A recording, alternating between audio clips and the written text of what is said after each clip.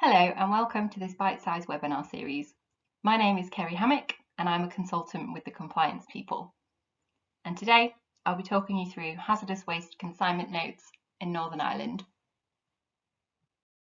In this webinar, we are going to cover the basic duties of the Hazardous Waste Regulations Northern Ireland 2005 as amended, the information required on a hazardous waste consignment note, how to correctly complete a hazardous waste consignment note, and we'll go through what consignee returns are and the requirements for them.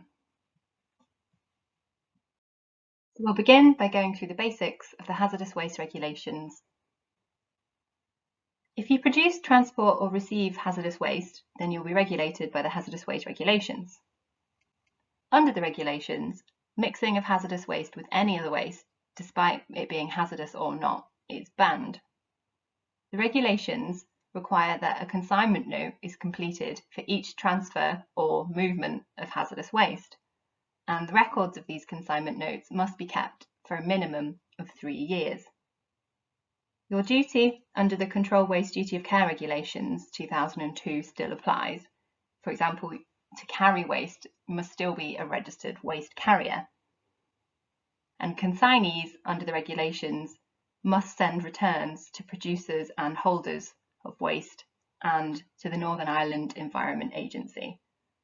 Consignee returns detail what hazardous waste was sent to the site and how it was disposed of and/or recovered. We'll now look at an overview of the requirements for hazardous waste consignment notes.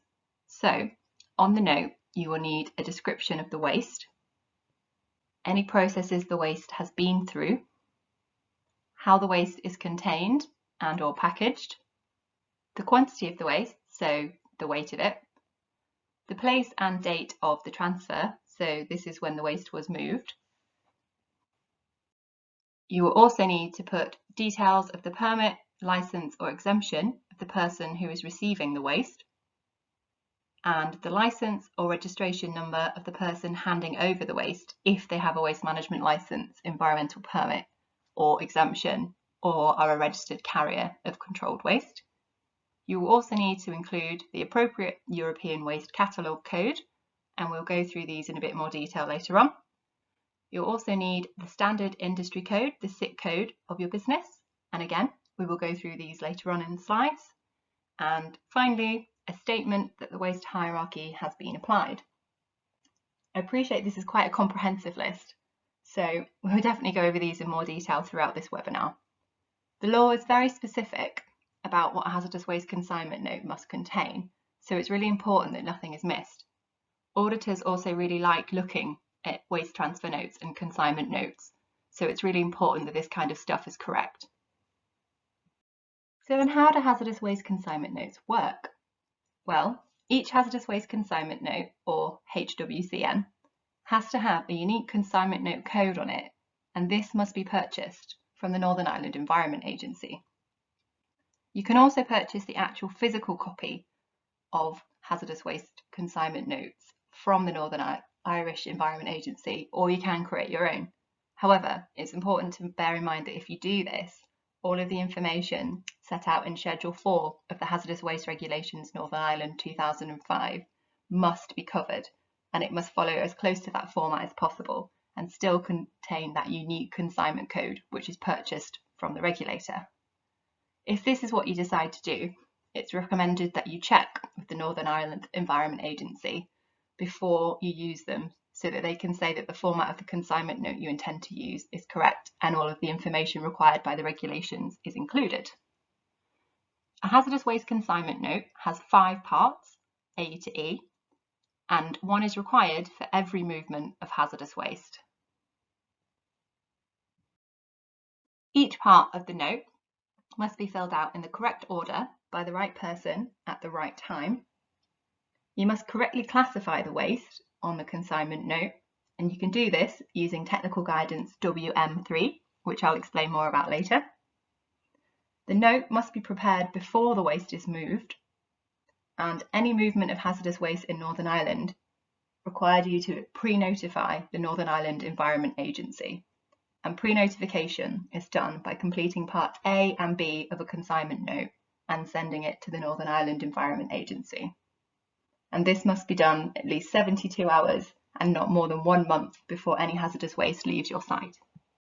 So just to clarify about pre-notification, this is required for all movements of hazardous waste in Northern Ireland. And to pre-notify, you must complete parts A and B of the pre-notification sheet of a consignment note and send this to the Northern Ireland Environment Agency at least 72 hours and not more than 1 month before the hazardous waste is moved. And the pre-notification copy can be sent to the Northern Ireland Environment Agency by email, fax or post, or by hand by going to the local office. And you can find the details of these on the internet. The consignor or their agent must post the original hard copy of the consignment note to the Northern Ireland Environment Agency, where you've pre-notified by email or by fax. Some hazardous waste movements are exempt from pre-notification. The exemption will apply if you regularly produce and transport the same type of waste to the same disposal or recovery facility. If this is the case, you only need to pre-notify the Northern Ireland Environment Agency of the first consignment in any 1 year, provided you refer to the number of the initial pre-notification in all consequent hazardous waste consignment notes. So this is for the movement of waste of the same description from the same premises and the same person going to the same site and premises. These repetitive movements are called successions.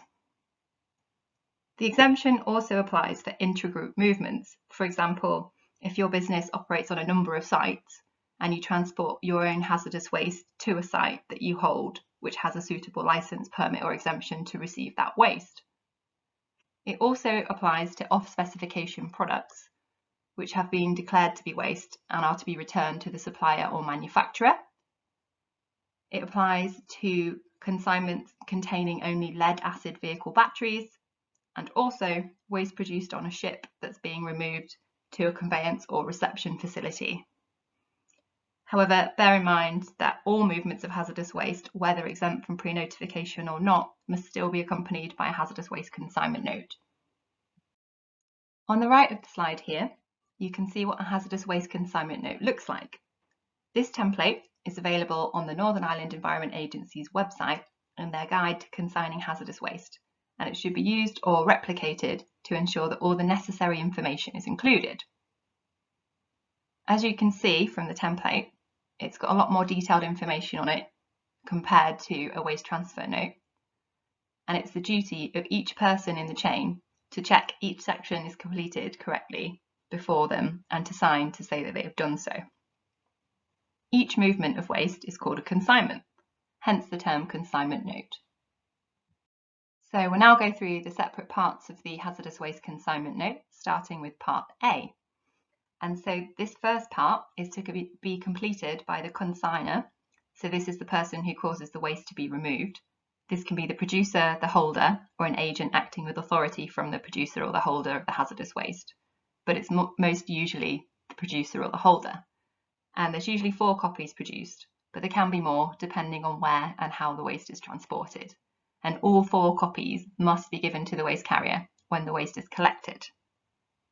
Part A should include a unique consignment note code and number, and there's a specific way in which you can get the code and number, and I'll explain how to do this on the next slide. It's very important that this code is correct.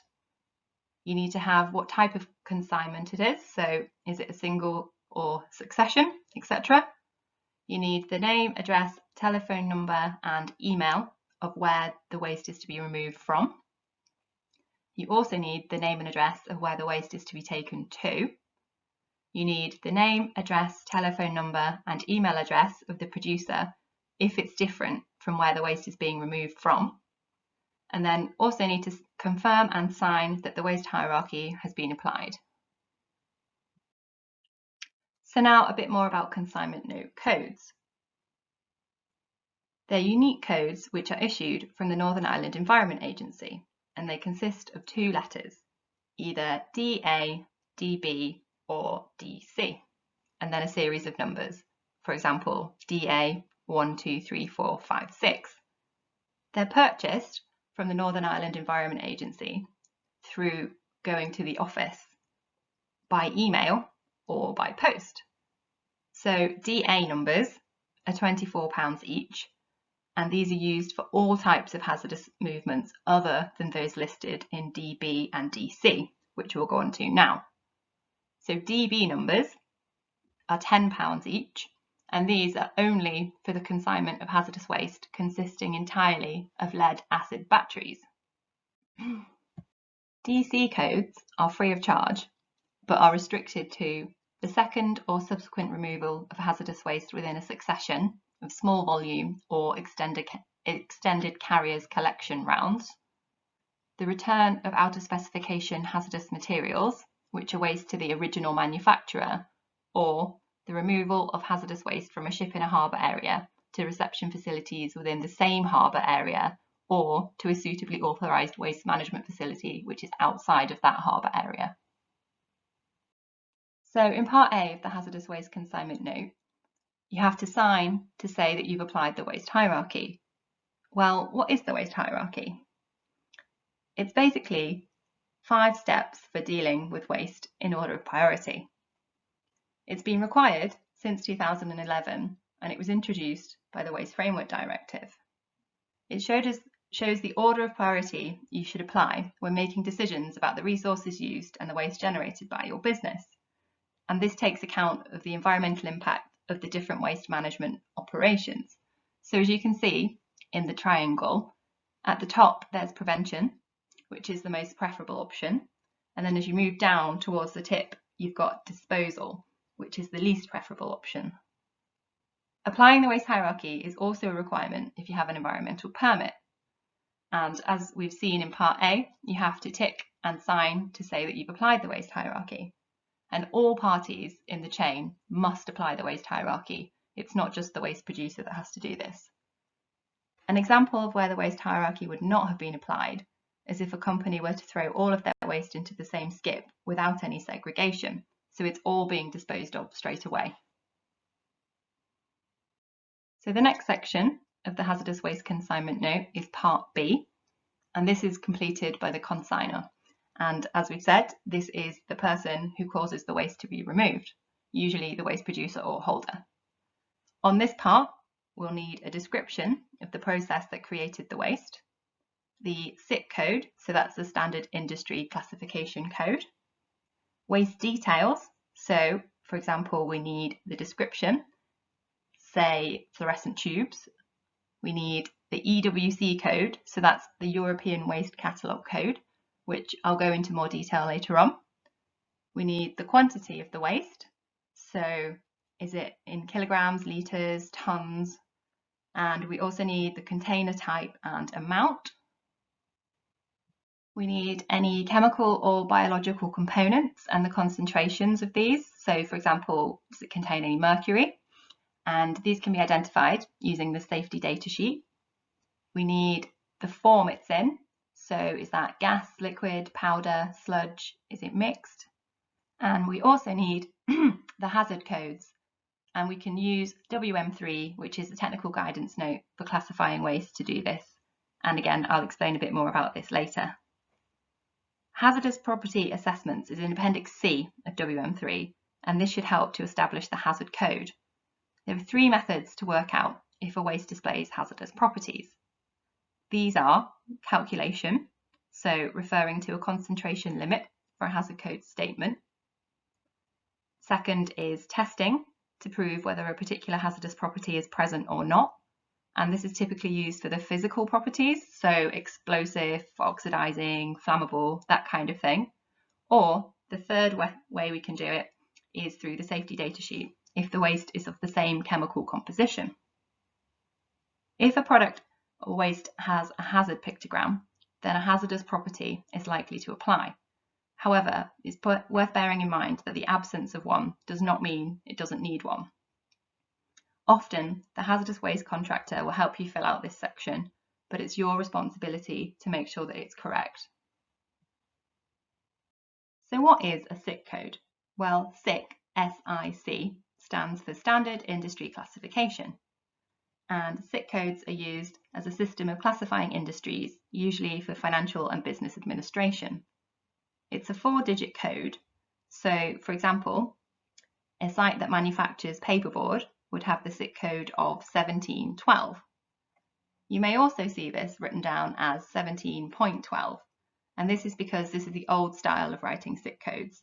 So if you see this, it's not a big deal if the dot's there, so long as the numbers are correct.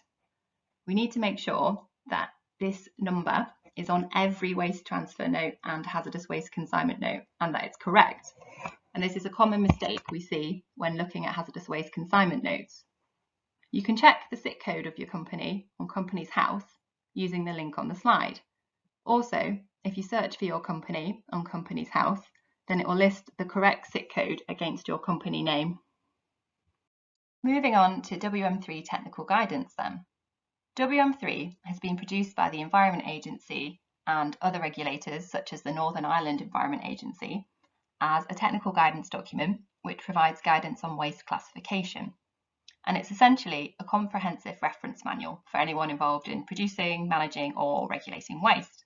And the key bit is Appendix A, because this includes the waste classification codes, which are also referred to as the LOW, List of Waste, or EWC, European Waste Catalogue codes, and they're for non-hazardous and hazardous wastes. This document doesn't provide guidance on the packaging and labelling of waste for transport, so this is something to bear in mind. It's 185 pages long, so it's quite lengthy.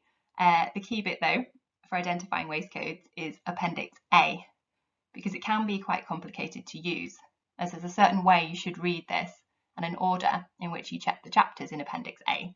However, unfortunately, this is beyond the scope of the training today. You just need to know where the most common waste codes are for your business or your site. And you can find some of these using the link on the slide here. The Environment Agency have some.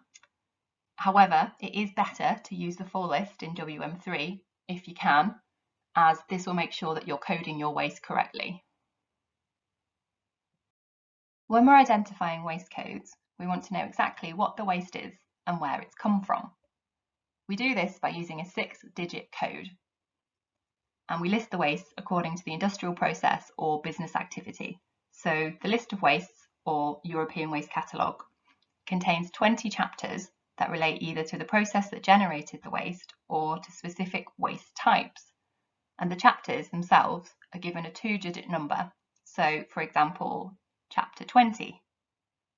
So you can see here on the slide, Chapter 20 is municipal wastes, household waste and similar commercial, industrial and institutional wastes. It's important to bear in mind that hazardous wastes have an asterisk against them. So for example, 130507 asterisk.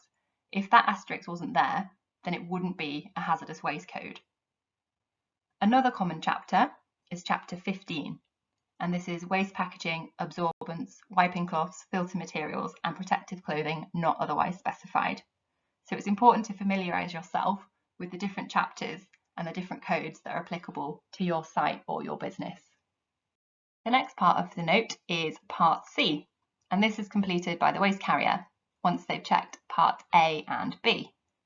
So this section needs to have the name, address and vehicle details of the waste carrier, their registration or the reason for their exemption from registration as a waste carrier. So make sure you've got the waste carrier number. Needs to have the quantity of waste collected, and it needs to be signed by the carrier and dated with the time. After this has been completed, the waste carrier takes the waste away and should leave you with a note. However, bear in mind that Part E will not yet be completed. The next part of the consignment note is Part D, and this is completed by the consignor once they've checked Part A, B and C.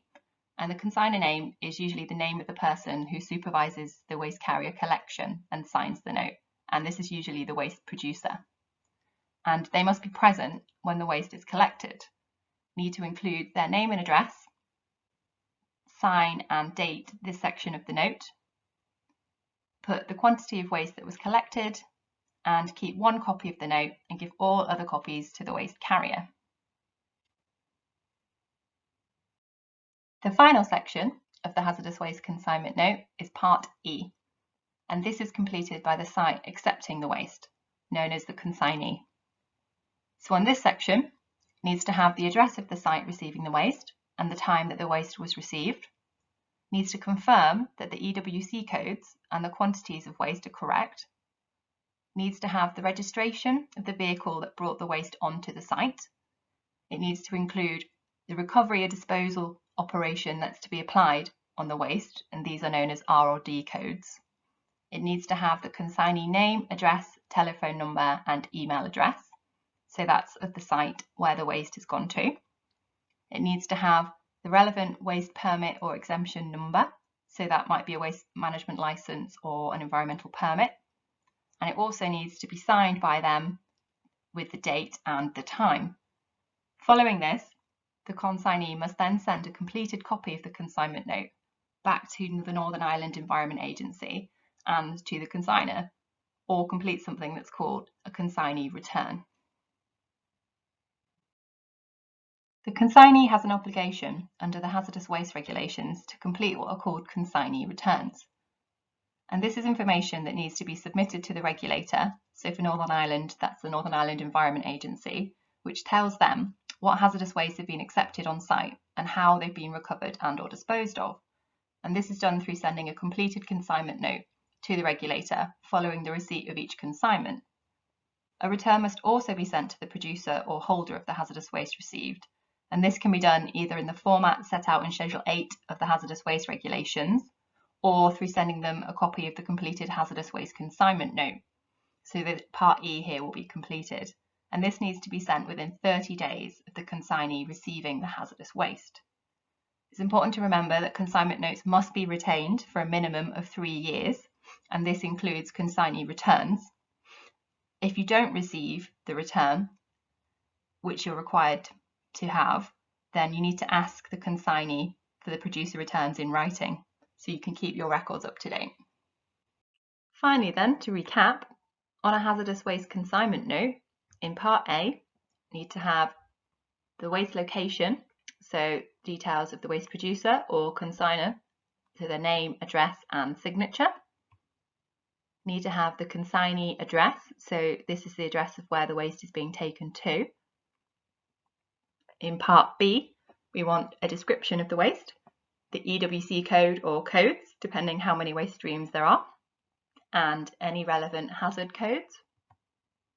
In Section C, we want the waste carrier's name, address, and their carrier registration details.